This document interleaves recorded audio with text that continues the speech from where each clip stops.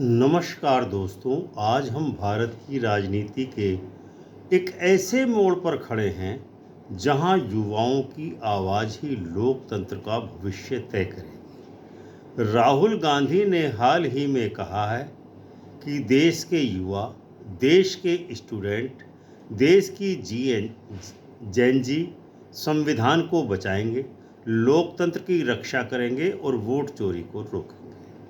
लेकिन सवाल ये है कि क्या सचमुच जैन जी इतनी ताकतवर है कि सत्ता के खेल को बदल सके, या फिर ये भी सिर्फ एक नारा बनकर रह जाएगा जैसा कि हमने पहले से देखा है।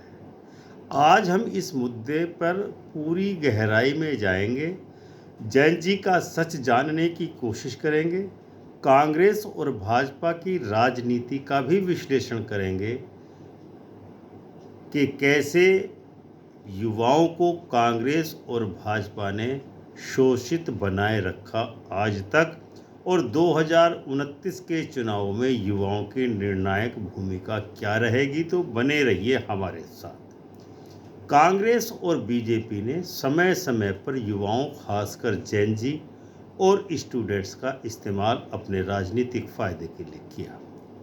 आज बीजेपी उन्हें ट्रोल आर्मी बताती है और राहुल गांधी वही युवाओं का लोकतंत्र बचाने का दायित्व सौंप रहे हैं। वोट चोरी का मुद्दा गहराई में राजनीतिक है।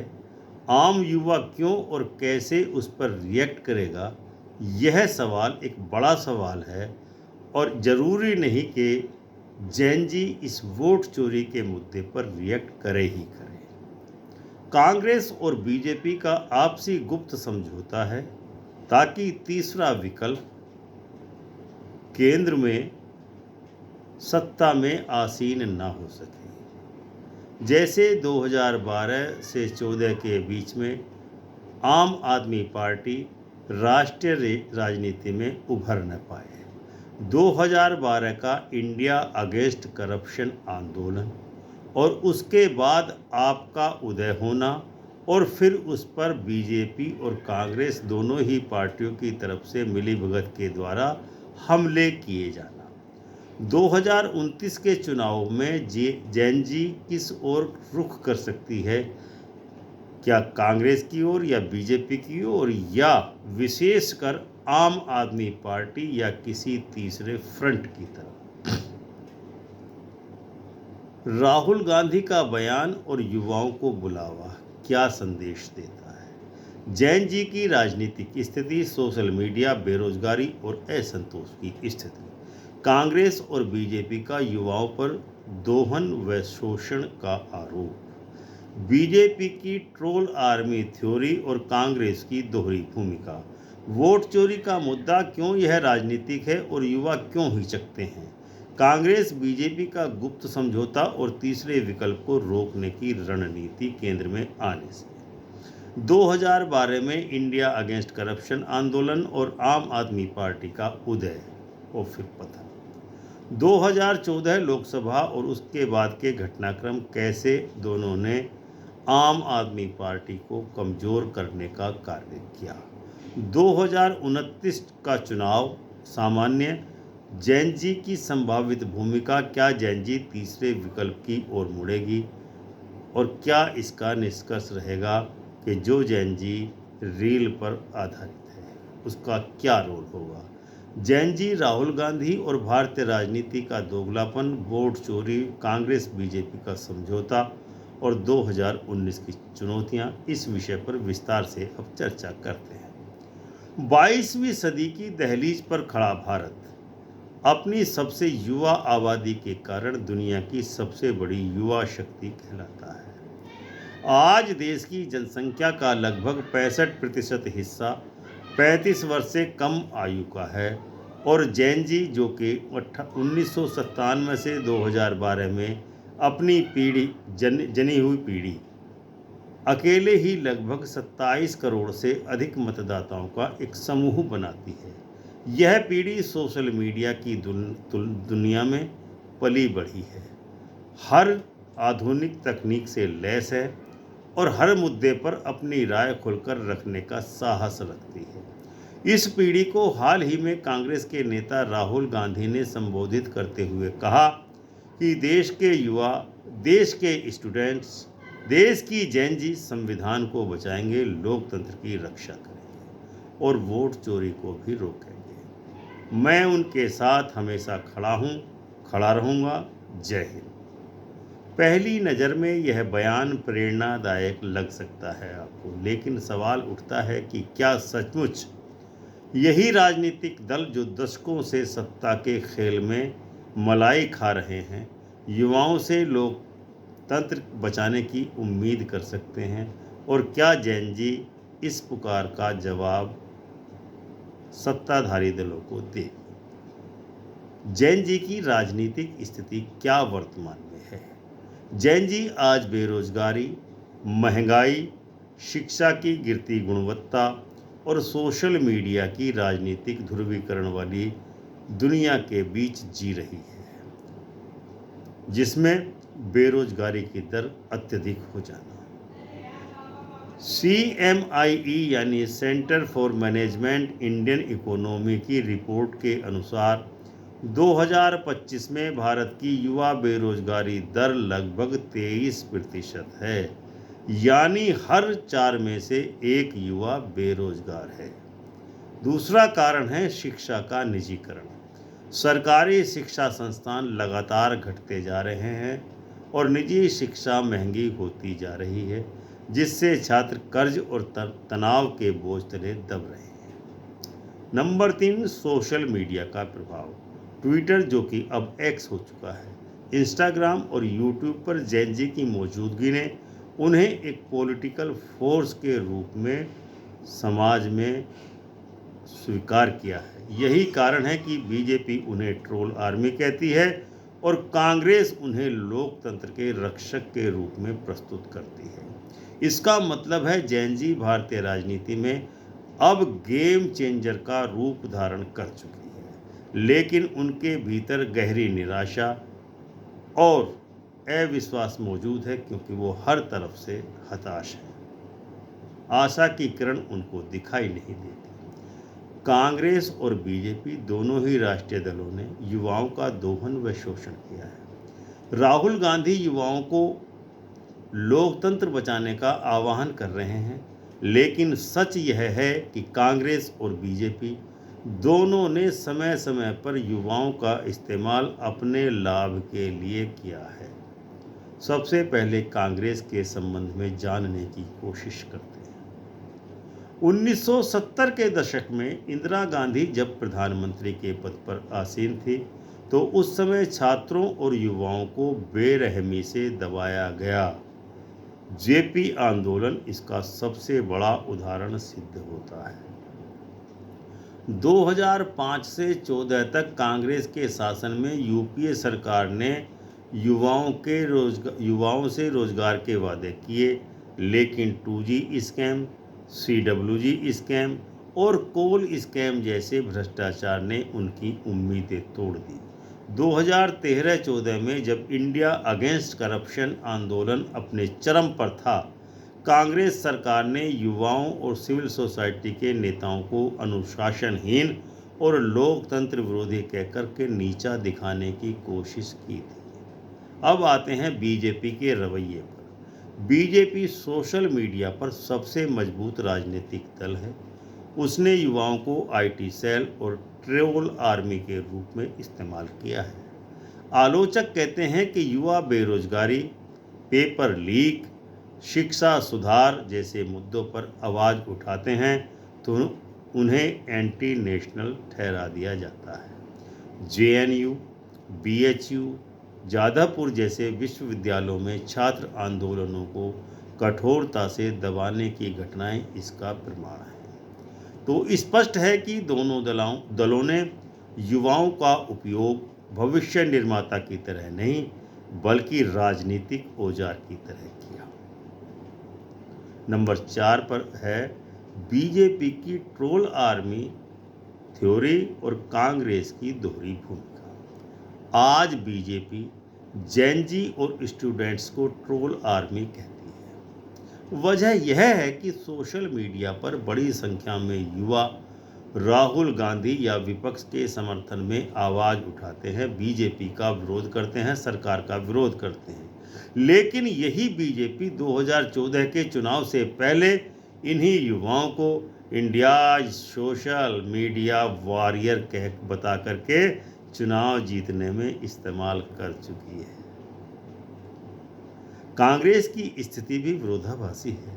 जो पार्टी कभी 2012 से 14 में इंडिया अगेंस्ट करप्शन आंदोलन के युवाओं को भ्रमित भीड़ कहती थी, वह आज उन्हीं युवाओं को संविधान का रक्षक बताने में लगी हुई है। इस दोहरे रवैये ने युवाओं को अविश्वास की भावना से भर दिया है। अब हम विचार करते हैं कि जैन जी राहुल गांधी और भारतीय राजनीति का दोगलापन कैसे परख रही है। वोट चोरी का मुद्दा राजनीतिक हकीकत या युवाओं की चिंता नहीं। राहुल गांधी बार बार कहते हैं कि वोट चोरी रोकना ही लोकतंत्र की असली रक्षा है। लेकिन सवाल ये सवाल उत्पन्न होता है कि क्या सचमुच वोट चोरी का मुद्दा युवाओं की प्राथमिकता में है, जैन जी की प्राथमिकता में है? युवाओं की प्राथमिक समस्याएं कुछ अलग हैं। जैसे नेपाल की घटना से सीखा है, वैसी भारत में भी जैन जी युवाओं की प्राथमिक समस्याएं अलग हैं। वो क्या है? नंबर 1, रोजगार की कमी। 2025 तक भारत में हर साल लगभग 1.2 करोड़ युवा नौकरी बाजार में प्रवेश कर रहे हैं, जबकि उपलब्ध नौकरियां केवल 50 से 60 लाख के बीच हैं। ये इंडियन लेबर ऑफिस की रिपोर्ट 2024 बताती है। नंबर 2, शिक्षा व्यवस्था। जैन जी युवाओं के लिए शिक्षा व्यवस्था भी एक मुद्दा है, जिसमें पेपर लीक, रिजल्ट में गड़बड़ी और प्रतियोगी परीक्षाओं की अनियमितता छात्रों को सबसे बड़े गुस्से का कारण है। तीसरे नंबर पर आती है महंगाई और जीवन स्तर। बढ़ती महंगाई से युवाओं का सबसे बड़ा सपना घर और स्थायी नौकरी का आज पीछे छूटता दिख रहा है, जिससे युवाओं में आक्रोश है। ऐसे में जब राहुल गांधी वोट चोरी की बात करते हैं तो युवा सोचते हैं, क्या इससे हमें नौकरी मिलेगी? क्या इससे हमारी पढ़ाई आसान होगी? क्या इससे हमारी जिंदगी में कोई सुधार आ पाएगा? क्या वोट चोरी का नारे का राजनीतिक इस्तेमाल करके, जैन जी को यूज करके राजनीतिक सत्ता हथियाना कांग्रेस का शगल बन गया है? सच्चाई यह है कि वोट चोरी का मुद्दा असल में विपक्षी राजनीति का एक सशक्त औजार हो सकता है, लेकिन जैन जी के लिए आकर्षण का मुद्दा नहीं हो सकता। जब कांग्रेस सत्ता में थी तो ईवीएम और वोटिंग में धांधली के आरोप बीजेपी और विपक्ष लगाते थे, लेकिन आज जब बीजेपी सत्ता में है तो यही आरोप कांग्रेस और राहुल गांधी लगा रहे हैं। युवा यह सब देखकर समझ जाते हैं कि यह पॉलिटिकल ब्लेम गेम है, इसलिए उनकी सक्रिय प्रतिक्रिया इस मुद्दे पर, वोट चोरी पर नहीं आ रही है। हमारा नेक्स्ट बिंदु है कि क्या कांग्रेस और बीजेपी में कोई गुप्त समझौता है? आंकड़े तो यही बताते हैं। भारतीय राजनीति में दशकों से दो ही बड़े खिलाड़ी केंद्र की सत्ता में आसीन हैं, कांग्रेस या बीजेपी। यह दोनों ही पार्टियां एक दूसरे की दुश्मन दिखाई देती हैं पब्लिकली, लेकिन कई राजनीतिक विश्लेषक मानते हैं कि इनके बीच एक गुप्त समझौता है, ताकि कोई तीसरी शक्ति, थर्ड फ्रंट, राष्ट्रीय स्तर पर मजबूत न हो सके और इनकी जो गलतियां हैं वो उजागर न हो सके। अब गुप्त समझौते की परतें कैसे खुलती हैं, ये अब हम आपको बताते हैं। नंबर 1, संसद में क्या खेल होता है? कई बार देखा गया है कि महत्वपूर्ण बिलों पर कांग्रेस औपचारिक विरोध तो दर्ज कराती है, लेकिन वास्तव में सरकार का ही साथ देती है। उदाहरण, 2019 में आर्टिकल 370 हटाने पर कांग्रेस कमजोर विपक्ष साबित हुई। 2020 में जब 3 काले कृषि कानून आए तो उस पर भी कांग्रेस ने देर से विरोध दर्ज कराया। नंबर 2, समझौते का जो आधार है भ्रष्टाचार पर चुप्पी। बीजेपी जब कांग्रेस पर 2G CWG कोल स्कैम जैसे आरोप लगाती रही, तब सत्ता में आने के बाद इन घोटालों की फाइलें ठंडे बस्ते में डाल दी गई। आज तक कांग्रेस के किसी नेता को जेल में नहीं डाला गया।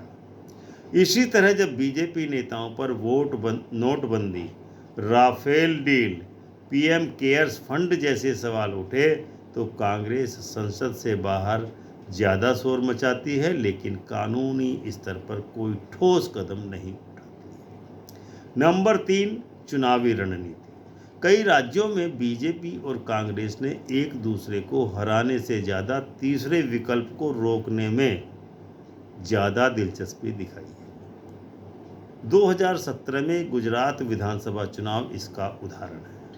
यहाँ आप और अन्य छोटे दलों को कमज़ोर करने के लिए कांग्रेस और बीजेपी दोनों ही राष्ट्रीय पार्टियां सक्रिय हो गए थे।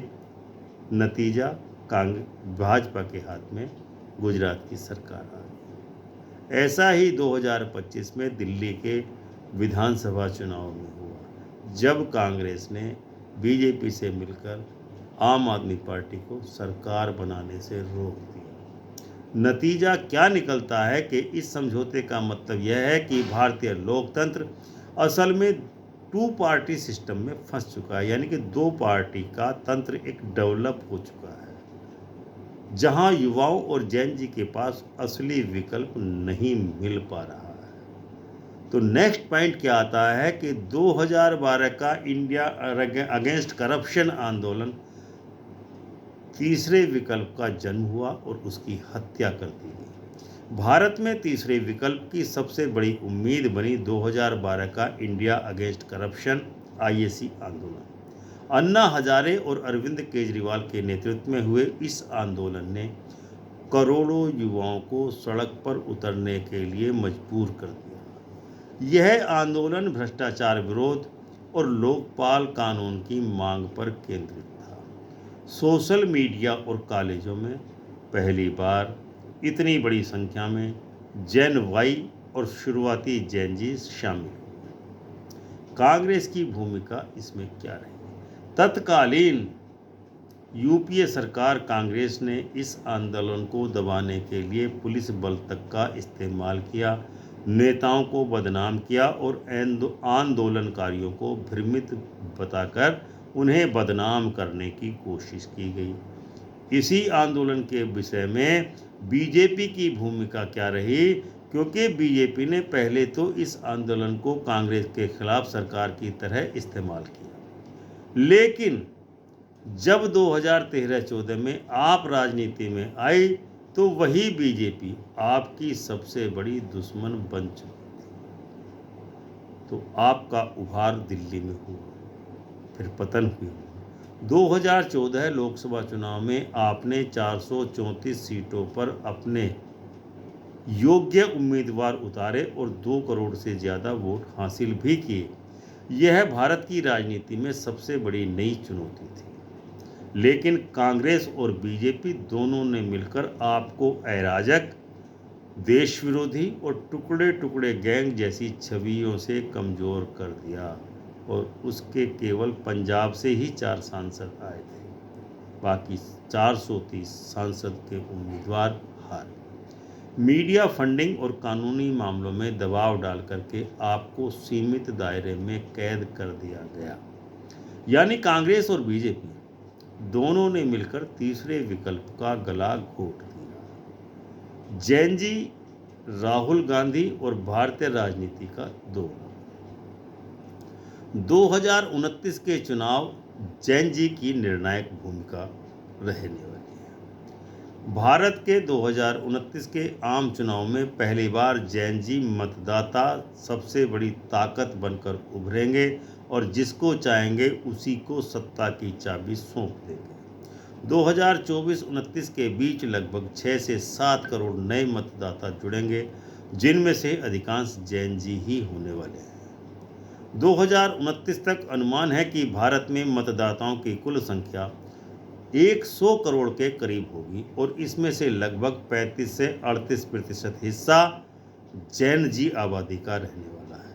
यानी जो पार्टी जैन जी को साध लेगी वही केंद्र में सरकार बनाने की सबसे बड़ी मजबूत और बड़ी पार्टी दावेदार बनेगी। लेकिन सवाल ये है कि क्या जैन जी कांग्रेस या बीजेपी के पुराने वादों पर फिर से भरोसा कर सकेंगे? तो जैन जी की सोच को प्रभावित करने वाले कारक क्या क्या हैं? नंबर 1, बेरोजगारी और शिक्षा। CMIE और NSSO के डाटा बताते हैं कि 2025 में युवा बेरोजगारी की दर 23% है। यानी कि हर चौथे 4 व्यक्तियों में से, युवाओं में से एक व्यक्ति बेरोजगार है। हमारी सरकारी नौकरियां घट रही हैं। प्राइवेट सेक्टर में ठेका रोजगार यानी कि संविदा कर्मियों का रोजगार बढ़ रहा है। जैन जी को लगता है कि कांग्रेस और बीजेपी दोनों ने उन्हें रोजगार की गारंटी देने में नाकामयाबी पाई है या दिखाई है। डिजिटल मीडिया और स्वतंत्र सोच। जैन जी परंपरागत टीवी और अखबार से ज़्यादा यूट्यूब, इंस्टाग्राम और ट्विटर, जो अब एक्स बन चुका है, उस पर सक्रिय है। वे फेक न्यूज़ की पहचान करना सीख चुके हैं और अल्टरनेटिव मीडिया पर भरोसा करते हैं। यही कारण है कि उन्हें कांग्रेस, बीजेपी की PR राजनीति नकली लगती है। तो राजनीतिक पारदर्शिता की मांग करना उनकी एक जायज़ मांग है। जैन जी चाहता है कि पार्टियां फंडिंग, कैंडिडेट सिलेक्शन और मैनिफेस्टो इम्प्लीमेंटेशन पर पारदर्शी रुख अपनाएं या रुख दिखाएं। उन्हें लगता है कि कांग्रेस की राजनीति कारपोरेट फंडिंग और डील्स पर चलती है। 2012 का सबक और 2024 की निराशा। जैन जी ने बचपन या किशोर अवस्था में 2012 का इंडिया अगेंस्ट करप्शन का आंदोलन देखा था। वे जानते हैं कि कांग्रेस बीजेपी ने मिलकर आप जैसी नई ताकत को कैसे दबाया, कैसे उसका गला घोटा। इसलिए अब उनमें यह समझ बन चुकी है कि सत्ता की राजनीति में दोनों दल मिले हुए हैं। क्या जैन जी आम आदमी पार्टी या फिर किसी तीसरे विकल्प की ओर झुक सकती है? आपकी संभावनाएं क्या हैं? आप भले ही आज दिल्ली और पंजाब तक सीमित है, लेकिन 2029 तक 29 तक यह नेशनल अल्टरनेटिव बनने की कोशिश कर सकती है और करेगी भी। जैन जी को आपकी एंटी करप्शन इमेज, एजुकेशन और हेल्थ केयर मॉडल बहुत ज़्यादा आकर्षित करते हैं। अगर आम आदमी पार्टी जैन जी को रोजगार और डिजिटल इकोनॉमी से जुड़ी स्पष्ट नीति देती है तो यह वोट शेयर में आम आदमी पार्टी के बहुत ज़बरदस्त वृद्धि हो सकती है या बढ़ोतरी हो सकती है। क्षेत्रीय दल और गठबंधन। 2029 में केवल आम आदमी पार्टी ही नहीं बल्कि क्षेत्रीय दलों जैसे TMC, तृणमूल कांग्रेस, SP यानी समाजवादी पार्टी, RJD यानी राष्ट्रीय जनता दल, DMK यानी कि द्रविड़ मुनेत्र कड़गम और BJT बीजू जनता दल का गठबंधन भी जैन जी को प्रभावित कर सकता है। अब जैन जी को यह समझ आ रहा है कि केंद्र की राजनीति में थर्ड फ्रंट ही संतुलन ला सकता है। जैन जी की इस राजनीति के कुछ जोखिम भी हैं। कांग्रेस और बीजेपी फिर से आप या तीसरे विकल्प को अराजक, कमजोर और वोट स्प्लिटर बताकर बदनाम कर सकती है। मीडिया हाउस और कारपोरेट फंडिंग के दबाव में तीसरे विकल्प का प्रचार सीमित रह सकता है या कम रह सकता है। जैन जी की राजनीतिक अस्थिरता, ट्रेंड बेस्ड डिसीजन मेकिंग कभी कभी उन्हें अचानक किसी बड़े दल की ओर झुका सकती है। अगला बिंदु है जैन जी की राजनीतिक रणनीति क्या हो सकती है। 2029 में जैन जी के पास 3 रास्ते होंगे। नंबर 1, कांग्रेस का साथ दें। अगर राहुल गांधी या उनकी पार्टी रोजगार, शिक्षा और डिजिटल आज़ादी पर ठोस नीतियां लाती है तो वे कांग्रेस के साथ जा सकते हैं। वहीं बीजेपी का साथ भी दे सकती है अगर मोदी या उनके उत्तराधिकारी राष्ट्रवाद, टेक्नोलॉजी और ग्लोबल इमेज से उन्हें आकर्षित कर पाते हैं। तीसरा विकल्प आम आदमी पार्टी या इंडिया गठबंधन। अगर युवाओं को लगता है कि कांग्रेस बीजेपी का गठजोड़ उनकी आवाज़ दबा रहा है और केवल नया विकल्प उन्हें वास्तविक बदलाव दे सकता है, तो वे आम आदमी पार्टी की तरफ जा सकते हैं। क्यों राहुल गांधी की पुकार पर जैन जी तुरंत विश्वास नहीं कर पा रही? राहुल गांधी का संदेश युवाओं के दिल को छू सकता है, लेकिन जैन जी तुरंत उस पर भरोसा नहीं करेगी, क्योंकि उन्हें लगता है कि कांग्रेस का इतिहास भी युवाओं के शोषण से भरा हुआ है। वोट चोरी का मुद्दा उन्हें जॉब स्टडी जितना अहम नहीं लगता है। वे कांग्रेस बीजेपी के गुप्त समझौते को अब समझ चुके हैं। वे किसी नए तीसरे विकल्प की तलाश में हैं जो उन्हें असली बदलाव का भरोसा दिला सके। तो दोस्तों, सवाल साफ है, क्या जैन जी वोट चोरी रोक पाएगी? क्या वे संविधान और लोकतंत्र की रक्षा के लिए सड़कों पर उतरेंगे, या फिर ये मुद्दा भी एक और राजनीतिक नारा बनकर ही रह जाएगा?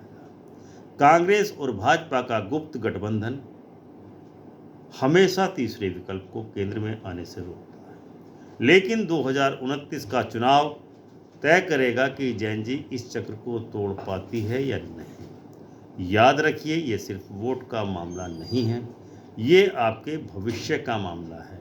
जैन जी अगर चुप रही तो इतिहास उनको भी माफ नहीं करेगा, और अगर उठ खड़ी हुई तो भारत की राजनीति की दिशा और दशा दोनों ही बदल जाएंगी।